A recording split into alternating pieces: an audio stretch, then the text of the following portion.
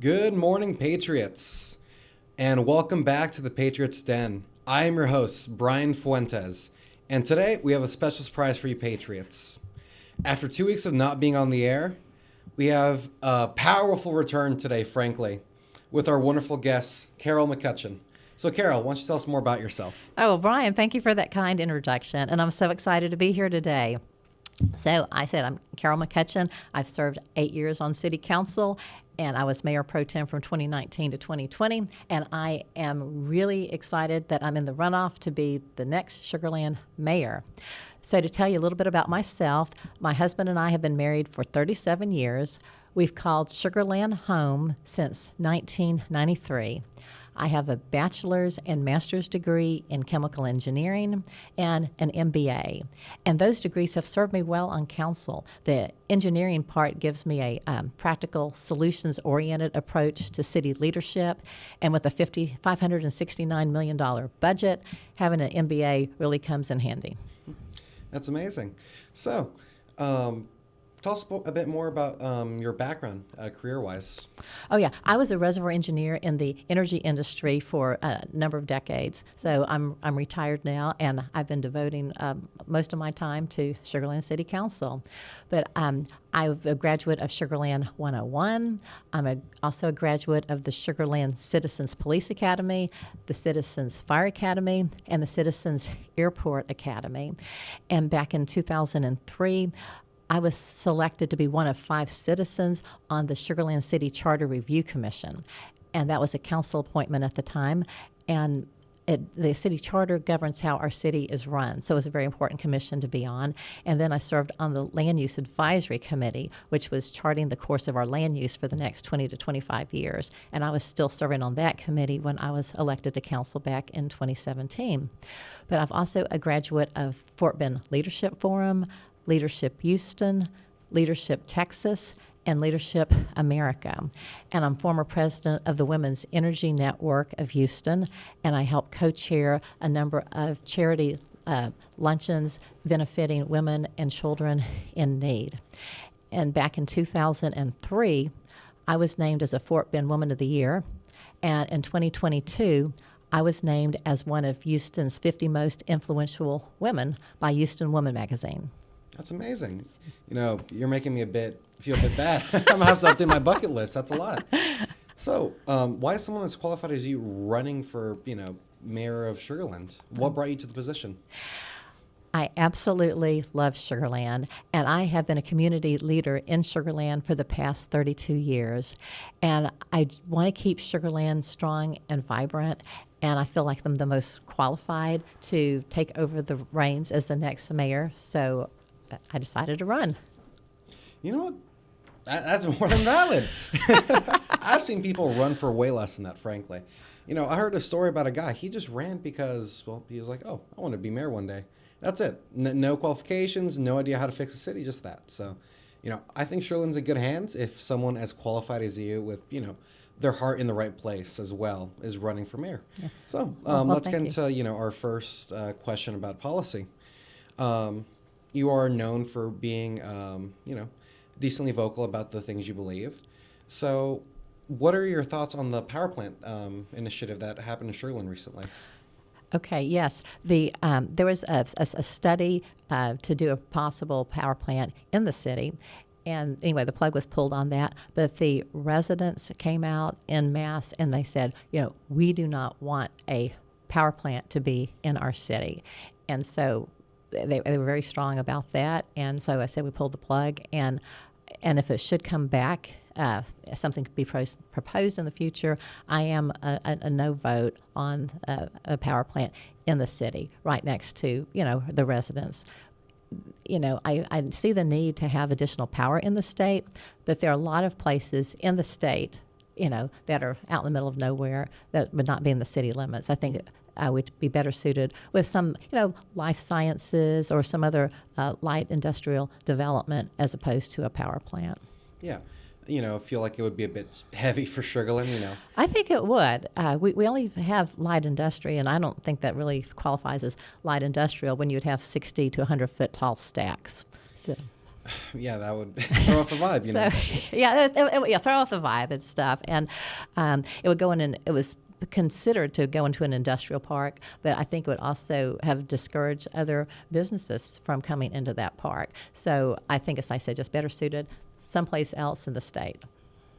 Yeah, that's completely valid. I mean, it's a very beautiful part of Houston, frankly, SugarLand. I live near the area, so that's one of my go-to places whenever I want to go spend time with friends. And I don't know, I feel like just seeing that power plant in the distance. Next to the airport. Exactly. It might make the Instagram photos not as appealing anymore. But SugarLand is a really, really beautiful city, and we have some wonderful parks, too. I mean, Cullinan Park is a rare gem, and it's almost as big as Central Park in New York City. Really? Yeah, and we've got Memorial Park, Brazos Park, and we've just got so many parks scattered throughout our city, and it's just great for people to get out, enjoy the fresh air and sunshine, and exercise and walk their dogs. And we've got a dog park. Yeah, it is. I'd love for people to get away from those cell phones for a few minutes and just get outside and enjoy the outdoors. I said, touch the grass. So, I guess that goes into our next question. I mean, with SugarLand growing as much as it is, I mean, there's probably a reason why they suggested power plants, because there's so many people here. I mean, we should try to get some of the workers there. That goes into the next question, which is, what about high-density apartments? Some people see it as a solution to for the amount of people moving into SugarLand. But what's your personal take with your background of being in this city for so long? Well, I ran in 2017 on Keep SugarLand Suburban, and that's still my position. I know we need to have growth and development and redevelopment, but I want to balance that with maintaining the suburban atmosphere that we'd love to call SugarLand home. And I think that when we do future developments, it's important to make sure that we do so that in a way that's compatible with community values. And so we already have traffic mobility issues in the city because we have so much through traffic, and that's the number one issue on our citizens' response surveys is traffic mobility. And so if you have high density apartments, then that's going to really overwhelm the area with even more traffic. So it needs to be done in moderation. And in fact, I was a no vote on the district at Sugar Creek Apartments several years ago. And then also several years ago, I was a no vote on Imperial when they wanted to change the land use plan from about 550 apartments allowed in this area up to around 1,200 because the residents felt that it was going to overwhelm that area with traffic, particularly in light of the fact there are about 32 trains that go by the main way in and out of that neighborhood every day. And so I said I was a no vote on that particular issue. Now, then we recently had another vote on Imperial, and that is what, and I did support that because we have the Char House there. And it's 100 years old this year, and it's the iconic symbol of our city. And so the city is purchasing that so that we can stabilize the Char House because it's been in developer hands for the past 20 years, and nothing has worked out. Everything keeps falling through, and the Char House is what it's called, keeps on going into further and further decline. So we are taking a bold step to purchase that so we can preserve our heritage, and then we'll then resell it to a developer with an exceptional vision to develop it. But again, it'll be a mixed-use development, but it needs to be done, like I said, in a way that's compatible with our community values. Yeah, very well spoken. As our other hosts would like to say, that's the thing we missed a lot in politics today. People who are as well spoken as you, being able to just very clearly, that's the best part, very clearly state their reasons for supporting or going against a position, instead of just, yelling about this is why this is racist, this is why this is offensive, and this is why we need to unsupport it. No, you got right to the point. Very clear to understand, and that explanation really helped as well. Oh well, thank you. That's amazing. And on the lines of traffic mobility, one solution that's been proposed is a $120 million 4.5 mile gondola, and it would go from Lake Point over Highway 59 to Town Square, from Town Square then down to the Smart Financial Center parking lot area. And I said I do not support that because I think it would be very costly. It's very costly to do, and then also would cost about $400,000 a year to operate and maintain. and of course, people would be charged to ride it, but I just don't think we would have enough people riding it to pay off that cost. And, even if we could get it for free or 80% of it for free, we still have to bear the operating cost of that. And I think it's something that people would maybe do, once or twice a year when they have out-of-town family visiting. Hey, come ride this, as an attraction or something. But You said gondola, like a ski resort gondola? Yeah, we're talking like a ski resort gondola or something you'd have at Disney World going over the interstate. And my biggest concern is that with all the through traffic we have, you'd have people going 70 miles an hour, and they wouldn't be expecting to have a flying gondola, and they would be busy looking up, what in the world is that? And it could cause traffic accidents. Seriously. So I really like gondolas at, like I said, ski resorts and at theme parks, but not going over an interstate in our city. I mean, it's like you said earlier, Sugar Land's very suburban. We don't have the density to really support any kind of infrastructure like that. And frankly, it seems like it would be a waste of taxpayer dollars that could be going somewhere else. Exactly. And even if we could get a grant and have, say, 80% of it from federal tax money, I mean, that is still taxpayer money. I don't care, even if it's not Sugar Land property tax money, that's still people's hard-earned money that paid into taxes. So I think it would be a better use elsewhere. Yeah, no, I frankly agree. I cannot, sorry, I can, very beautiful city, but I cannot imagine going to the gondola in Sugar Land. It would be very fun maybe once or twice, but after that, it's like, it's a gimmick, I believe. Yeah, and they say, well, it's a marketing gimmick, but then the design is, starting to proceed, so... Oh, I don't know. But I read an article in Estonia, and it talked about, the gondola could tie into Metro. We don't have Metro in the city. We don't want Metro in the city. So anyway, yeah, I'm just if that comes further along, I'm a no vote on that. Safe if I'm back on council. Yeah, no, that to me is just like out of this world because, like I said, I live in the area, so like to hear like there's plans to make a gondola. Well, 99 and Highway 6 is still like under construction, still a mess. It's like, wow.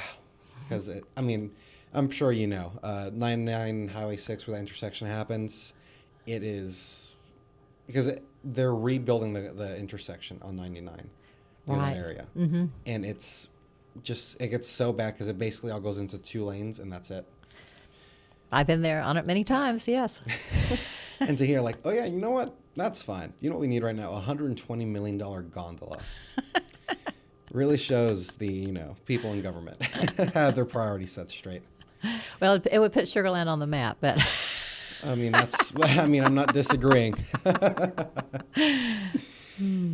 So, as I kind of said earlier, how would all these policies like the power plant, the high density housing, the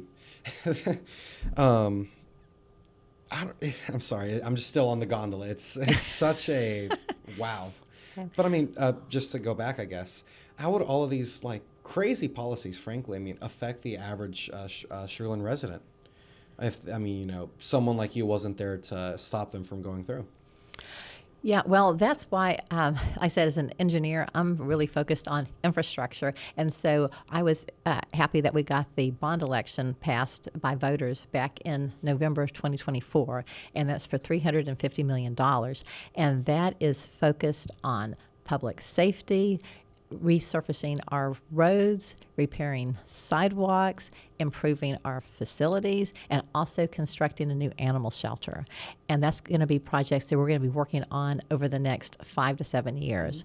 And I'm particularly excited about the new animal shelter. It was identified back in 2015 through a master plan as being inadequate. And then in 2017, we annexed Greatwood and New Territory, which increased our population by 34% overnight. And so our shelter has just been closed to intake too many times because there's just so many more animals that are coming to the shelter these days. So I really am looking forward to getting the new animal shelter, which will be have a larger capacity so we can take care of more animals and won't have to turn them away. And that'll be completed in the next 2 to 3 years. Yeah, that's great. Obviously animals, they're not really you don't really think about that when you go vote, but it's an amazing thing, frankly.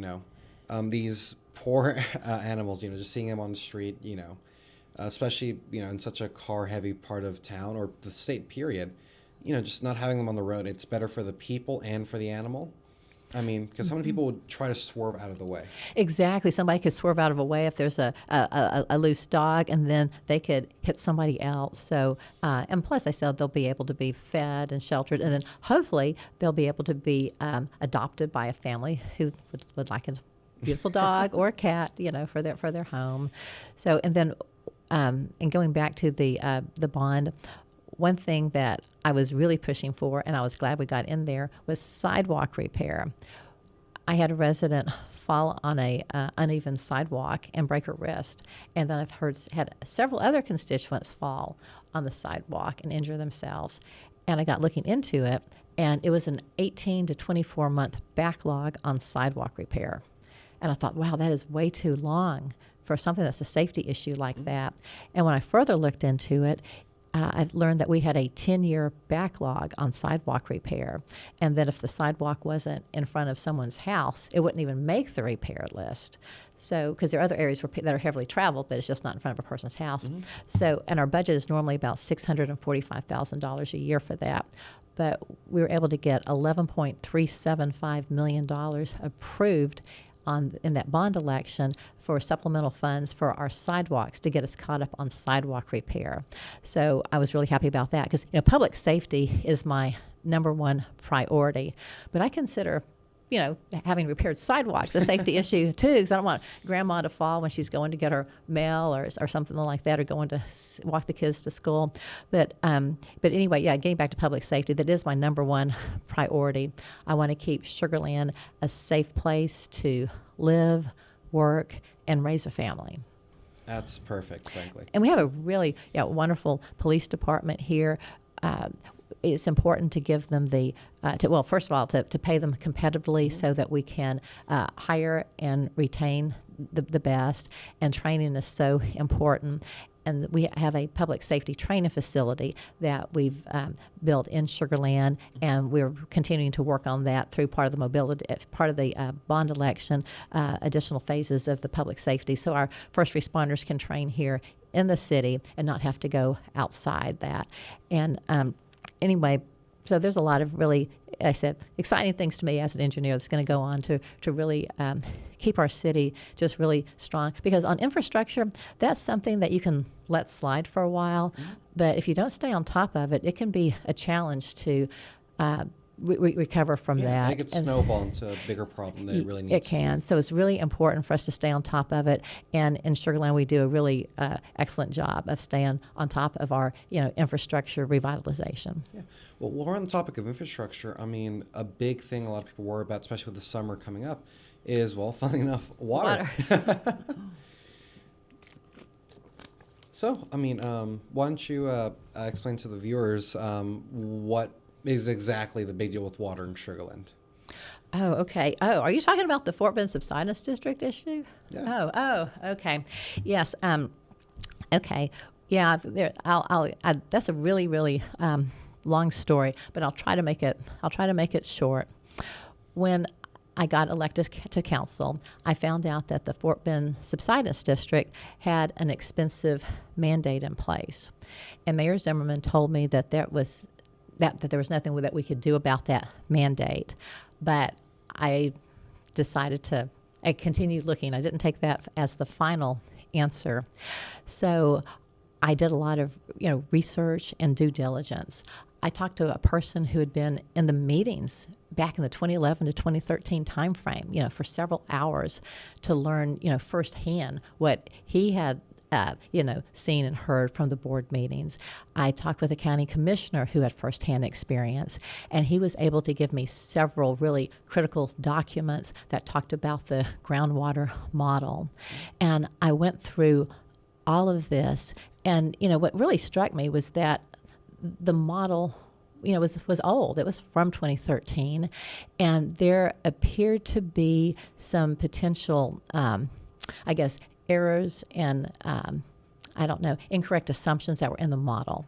And so that had happened so long ago, I felt like we really need to put the brakes on this and have the model to be completely redone before we charged ahead with this, because it would cost our taxpayers, over $90 million to build this additional facility to be able to comply with this additional mandate. And then collectively, it was going to cost the county over $500,000. So, after learning that this mandate was something that we could, and importantly, we should push back against, I put this on the agenda for a city council retreat. And I stated my case, and the mayor questioned it, but Chris Stubing, the city engineer and later the assistant city manager, said, no, Carol is right. So the entire council got on board, and also obviously the city of SugarLand staff. And then we got the Fort Bend County Mayor and Council Member Association on board. So it took a county-wide effort, really, to put the brakes on this. But it started with the fact that I said, can we have a yes as the final answer and not a no? And so that's just one example of how I really am looking out for our taxpayers, and how I am very proactive when it comes to my approach to city leadership. Yeah, no, that's that's, wow. Countywide, not even just SugarLand, just countywide. You're like, this could affect people around this whole county. I was going to affect, Rosenberg, Richmond, Stafford, Missouri City, because the cities in this area would have to comply with the mandate. And going back and subsidence, to explain that to the listeners, and that's the ground sinking or caving in. And I did learn when I did my research that with the current mandate that was in place, that we were not sustaining subsidence at that time. So anyway, so I'm really glad that we were able to, like I said, put the brakes on that and have it reevaluated, because I always like to make my decisions based on facts. Yeah.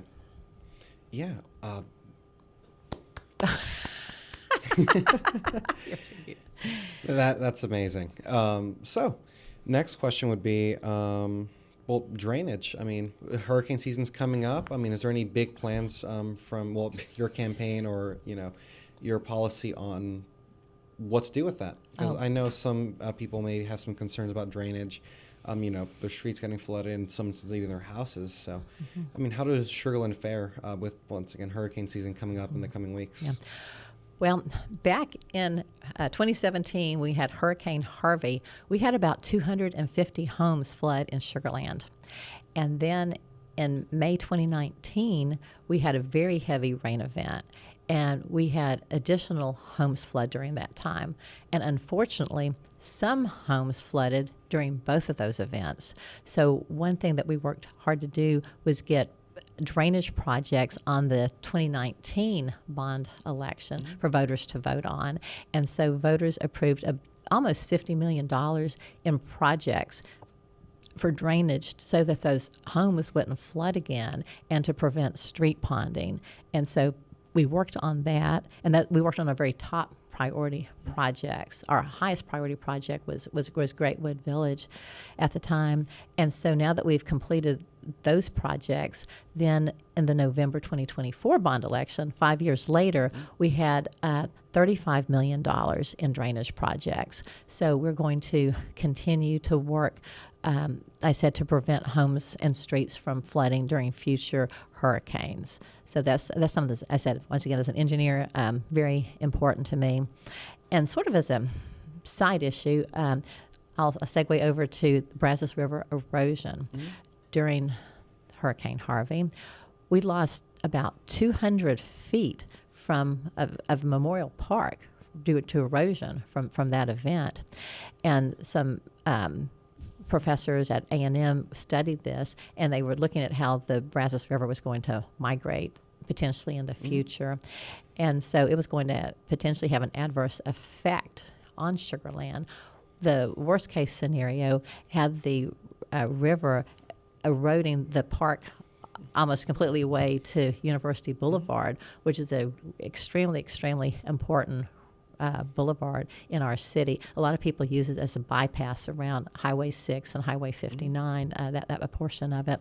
And so we work diligently with many other governmental agencies. And through the Texas General Land Office, we were able to get a total of $42 million to prevent future erosion in the city of SugarLand. About $38 million went to Fort Bend County, and about $4 million went to the city of SugarLand just for our portion of the Brazos River. And of course, the Brazos River is really long, but there's funding for other parts of the river as well. So that's one thing that how we're very we're proactive, looking down the road and not waiting for the river to keep eroding. And then TxDOT right now, besides the project at 99 and 90 that's ongoing for months on end, they are actually moving the pillars of the bridge for Highway 69 that goes over the river 1,000 feet north because of concerns about erosion from the Brazos River. And that project is going to be over a 3-year project to get those pilings moved like that. But it's better to do it now because you don't want to have a severe event and the bridge collapse. Yeah. I mean, you can't have part of an interstate just collapse like that. So even though it's inconvenient, I'm very glad that they're doing it at now. And like I said, it's 3 years, but after that, we'll be in good shape from erosion there. Yeah, and once again, that proactive mindset is great for any person, not even just government, but just period.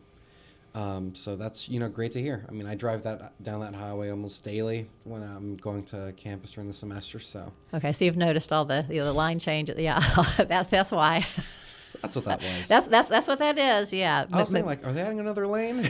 Yeah, no, not adding another lane. Just getting those pilings moved, but having to reconfigure the lanes. Yeah, during the I'll be honest with you, I did not know that.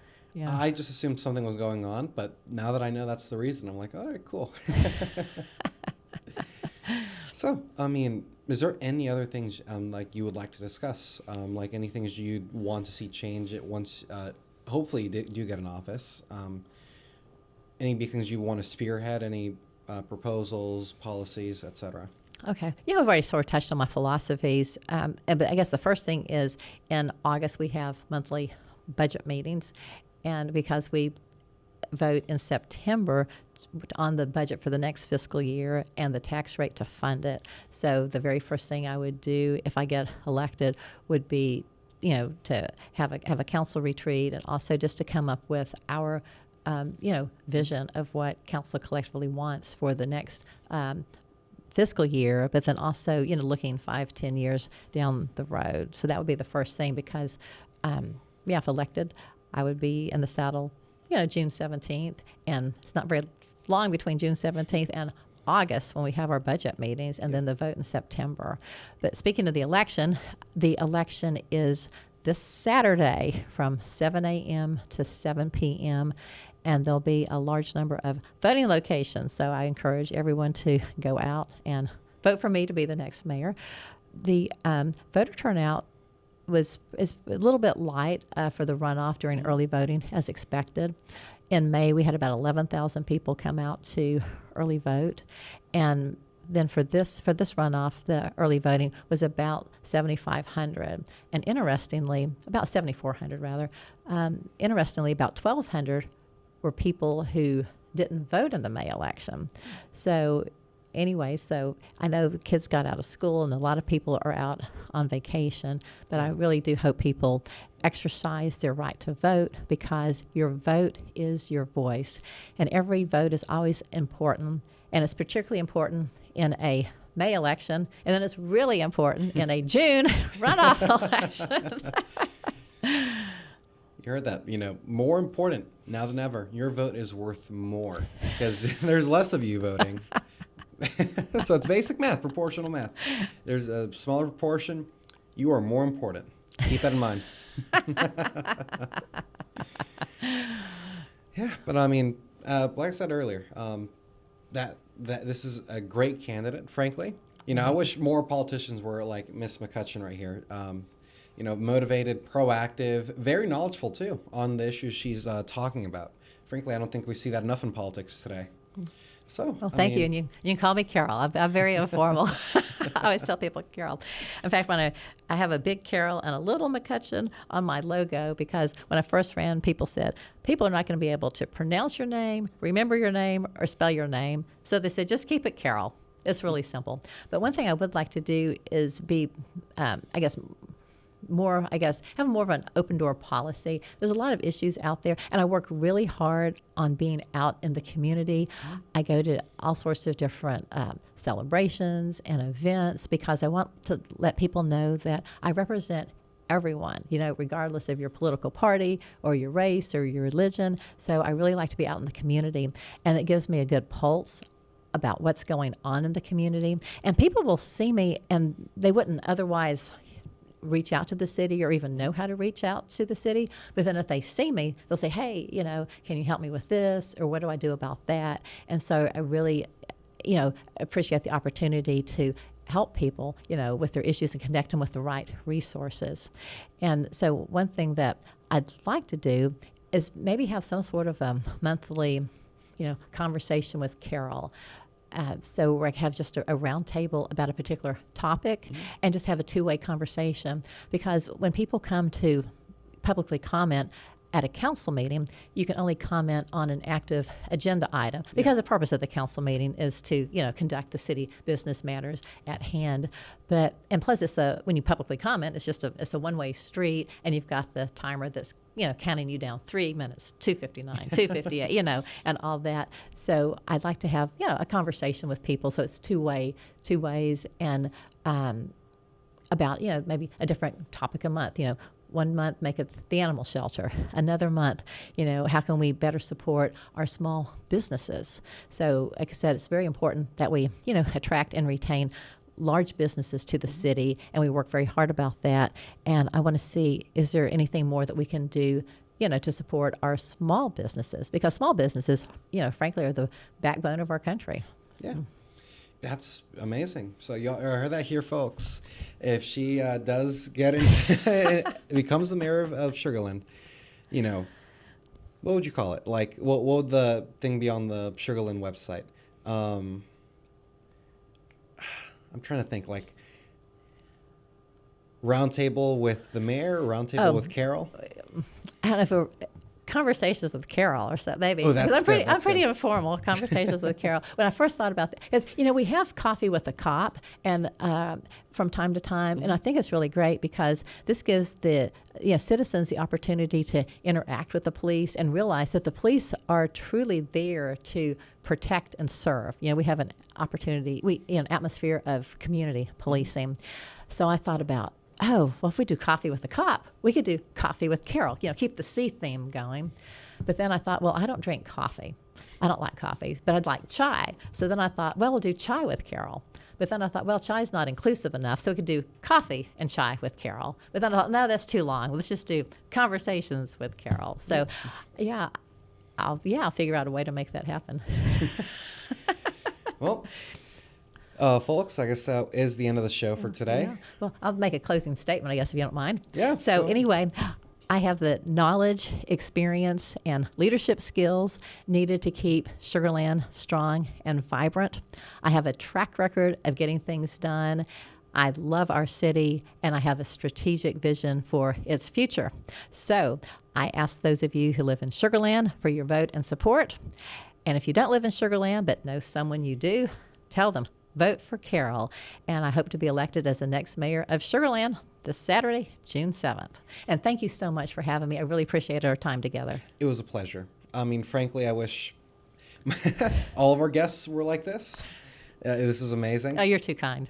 But once again, thank you for coming. It's an honor having you here, and hopefully, next time we speak or have you on the show, it can be as mayor. That sounds good to me. I'd love that. Thank you. Yes, but once again, thank you for joining us, folks. It's our first time back in 2 weeks. We know y'all missed us, frankly. We are the favorite part of any person's Thursday. But once again, thank you for coming. This is a MikeCon production.